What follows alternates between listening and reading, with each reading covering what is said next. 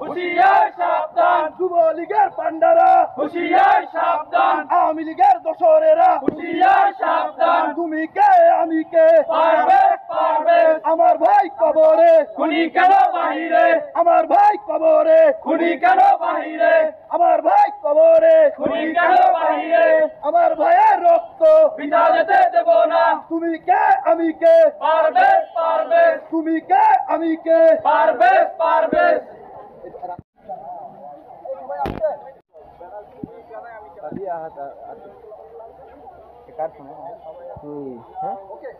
Miraj sir সামনে দিন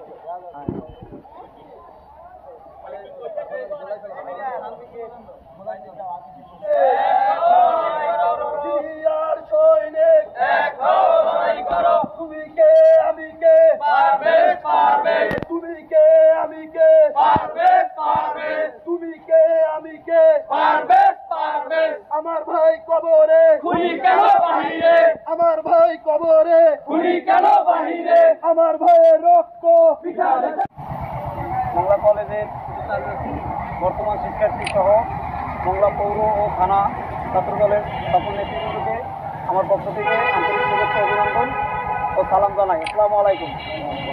আমরা এখানে একটা উদ্দেশ্যেই সবাই একত্রিত হয়েছি, সেটার কারণ হচ্ছে বাংলাদেশ জাতীয়তাবাদী ছাত্রদল কেন্দ্রীয় প্রোগ্রাম।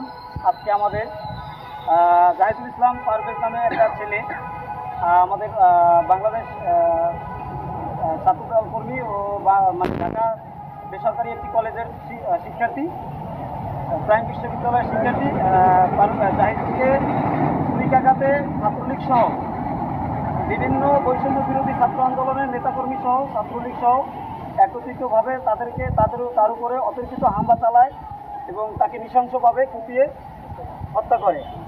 এই হত্যার প্রতিবাদে আমরা বাংলাদেশ জাতীয়তাবাদী ছাত্রদল মোংলা থানা ও পৌর শাখার উদ্যোগে এবং মোংলা